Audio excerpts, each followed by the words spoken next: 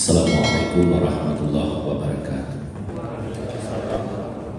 Semua penghormatan yang full tadi ditumpahkan kepada pembicara terdahulu. Tetap saja kita perbaharui. Semoga kehadiran kita Allah berkahi. Amin ya rabbal alamin. 7 menit pertama saya sampaikan masalah puasa dulu. 8 menit terakhir tentang masalah waktu subuh. Saya izin kalau untuk berpuasa, tidak ada masalah sebenarnya, karena bulan dan matahari itu yang dihitung sama. Matahari ini sekedar perangkat saja, matahari dan bulan, ini bumi, bulan dan matahari. Yang dihitung matahari dan bulan beredar di garis datarnya. Misalnya diinformasikan di dalam Al-Quran, Asy-syamsu wal qamaru bihusban. Matahari dan bulan beredar dengan perhitungan yang aman, sangat teliti. Nah, untuk itu kita merasakan bagaimana menikmati jadwal salat. Tidak perlu melihat posisi matahari itu di mana. Kalaupun hari hujan, lihat saja jadwal salat. Kalau kita melihat jadwal salat itu sesungguhnya melihat posisi matahari. Misalnya azan maghrib dikumandangkan, oh berarti matahari sudah terbenam. Dan itu bisa kita terbantu. Yang nanti persoalannya bagaimana fajar itu. Terus apalagi kita dibantu apa yang bisa dihitung dengan matahari juga arah kiblat, sehingga ada saatnya matahari di atas Ka'bah hanya 2 kali setahun. Itu sudah dipopulerkan sejak tahun 80-an serasa, dan 10 tahun terakhir malah sudah lebih melalui kalender kita. Itu arah kiblat bisa ditentukan setiap hari, kan sesudah kolom Isya ada bayang kiblat, itu pun menggunakan matahari. Jadi matahari berguna untuk jadwal salat, berguna juga untuk arah kiblat. Arah kiblat ini sebenarnya sampai hari ini jadi masalah. Misalnya masjid di Petubuh ya, Ansarullah, saya cek dulu, kalau masih seperti itu perlu dicek dengan teliti. Saya kira belum pas.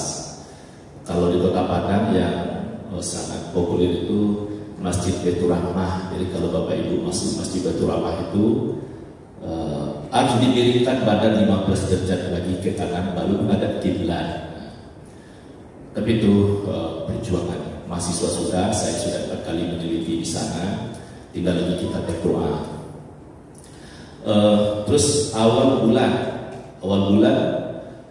alhamdulillah 1 Muharram, 12 Rabiul Awal, 27 Rajab kan sama secara nasional. Kok bisa?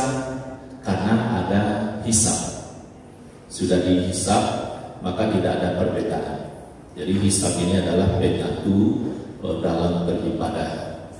Begitu juga idealnya Ramadan dan Syawal, Idul Adha. Karena bulannya itu juga yang dihitung.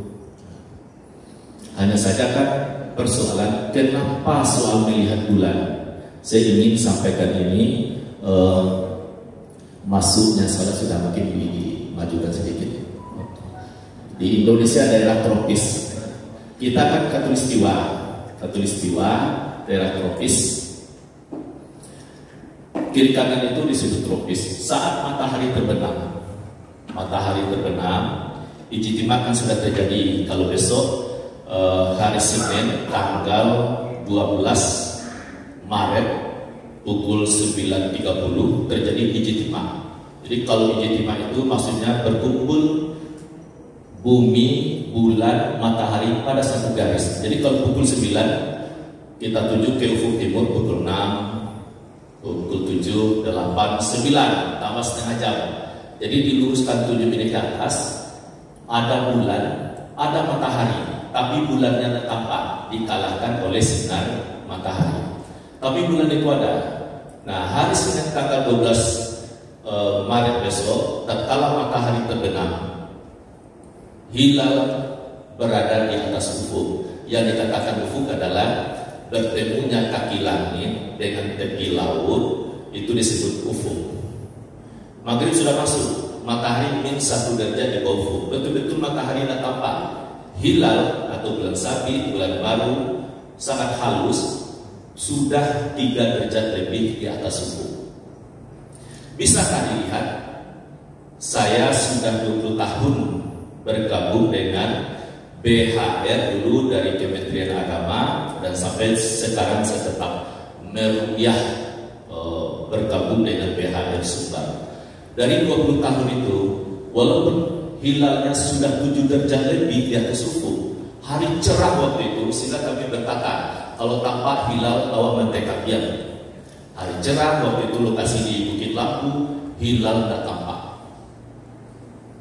Jadi sudah banyak lokasi saya ikuti. Itu baru 20 tahun.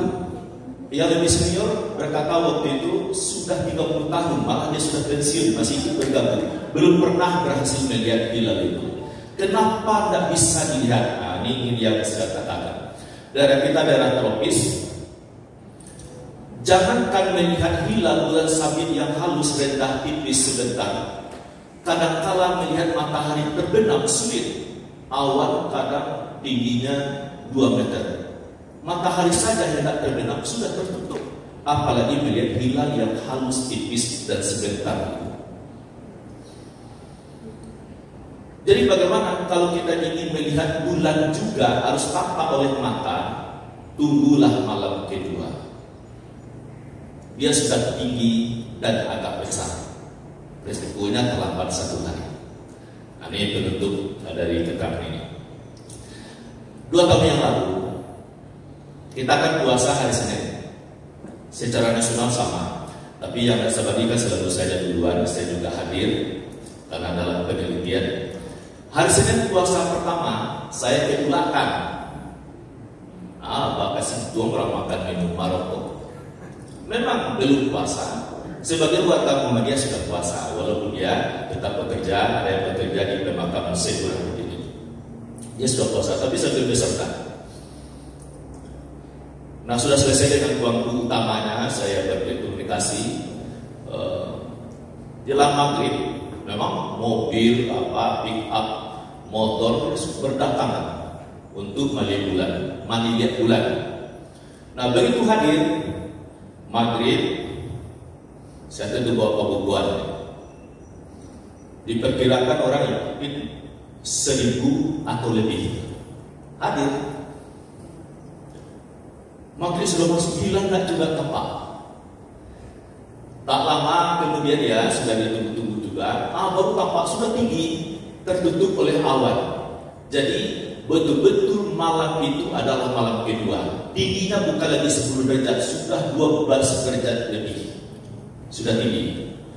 Jadi bagi kita waktu itu hari Senin sudah malam kedua, sedangkan orang di belakang baru malam itu melihat bulan malam pertama. Ini sekedar memperkuat saja. Jadi kalau kita di Indonesia susah melihat bulan karena daerah tropis, apa yang Allah mudahkan? Kembali saja kepada hisab, semuanya bisa diketahui dengan teliti. Bagaimana zaman Rasul? Ya kan, ini katulistiwa 21 derajatnya ke utara, itulah tanah suci Mekah dan Madinah. Alamnya luas, lebih jernih, padang pasir. Sejarah menunjukkan dari 9 kali Nabi berpuasa, kan 3 kali Nabi puasa yang jumlahnya 30. Kenapa lebih banyak 29? Begitu puasa 29 hari, maghrib masuk, hilal tampak, mudah untuk dilihat karena alamnya mendukung. Nah, kalau kita di Indonesia harus juga tampak bulan malam pertama, ini rumit. Bahkan kan sudah datang juga ke Indonesia Pak Sri Yatin Sadiq, dia mau penelitian di sini, dia mau menginap di hotel, saya mau di rumah, alhamdulillah dia mau. Jadi waktu saya ke Surabaya, di rumahnya dalam perjalanan siang hari itu, ini suasana kalau di Jawa Timur, di Surabaya, daerah industri, payah melihat. ada saja orang melihat bulan.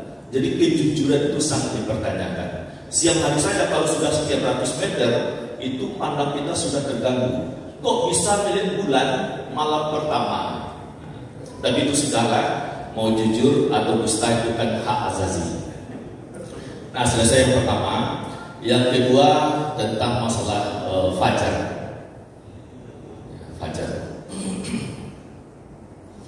Fajar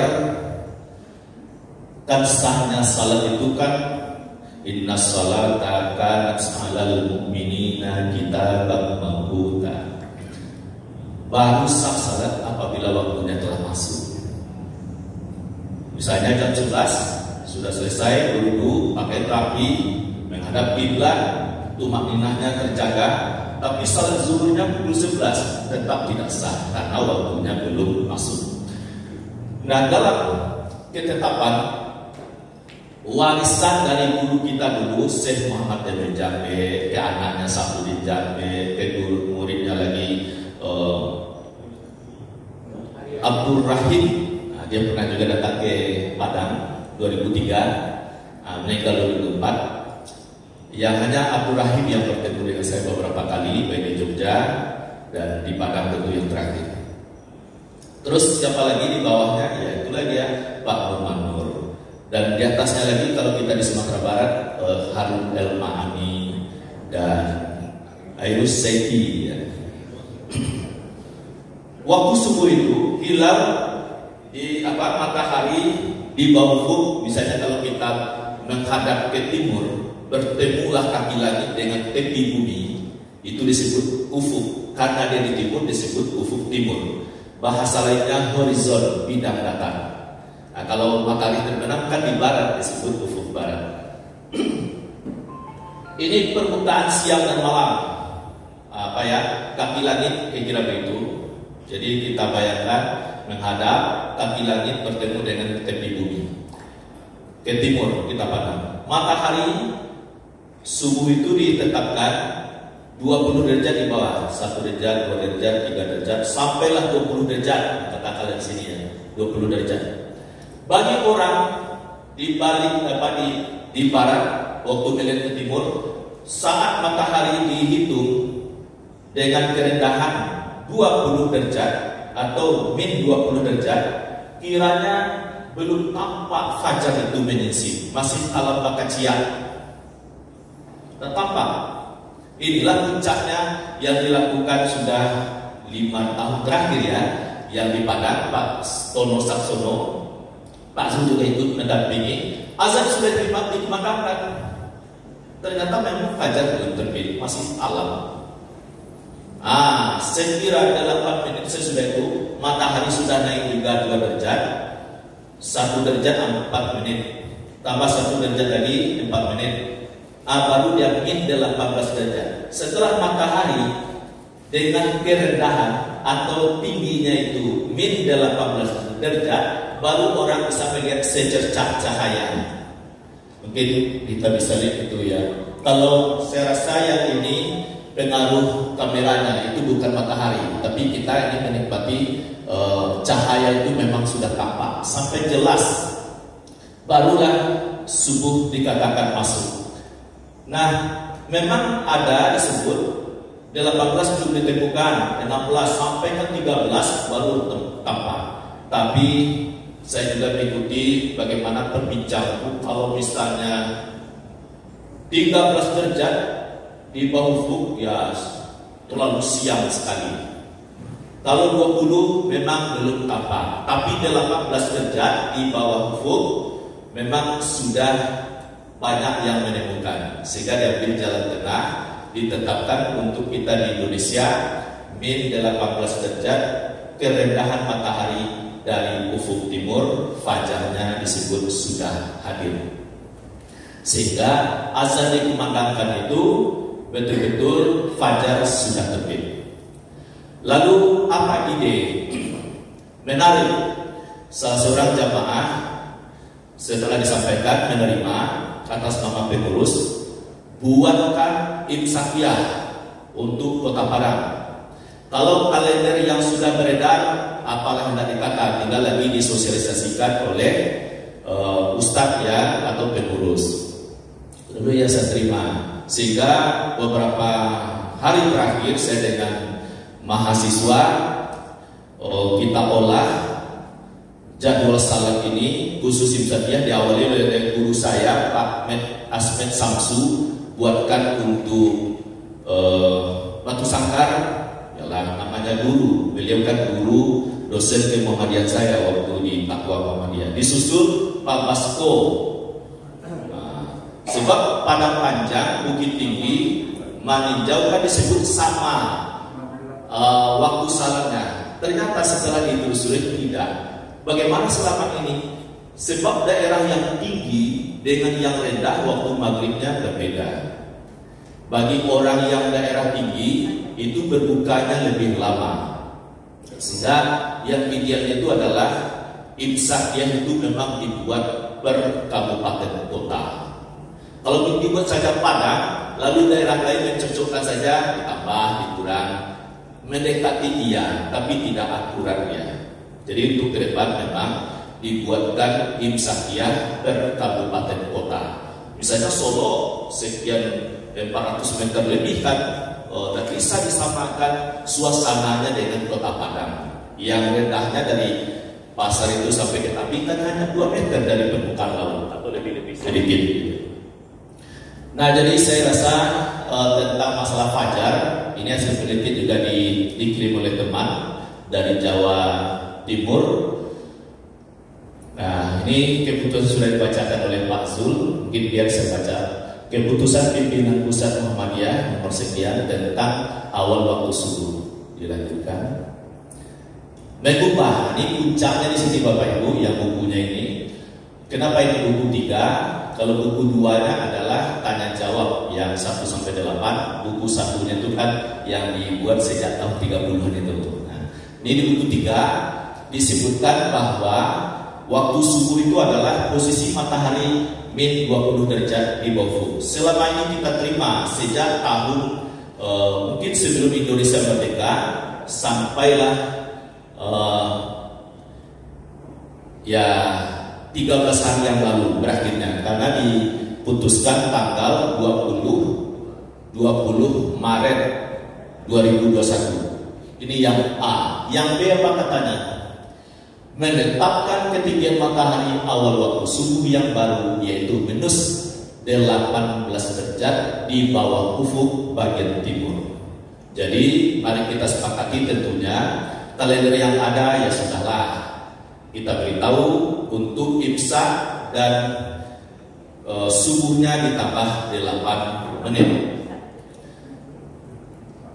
Terus nanti kalau UMSB mau buat apa, tadi sudah konsultasi, harus ditambah 8 derajat. Nah, mungkin nanti kalau diperbanyak untuk kabupaten kota, kalau itu diamanahkan, tentu juga saya beriakan dengan ketua tim yang ada, dibuat imsakiyah per kabupaten kota sehingga lebih mendekati keakuratannya.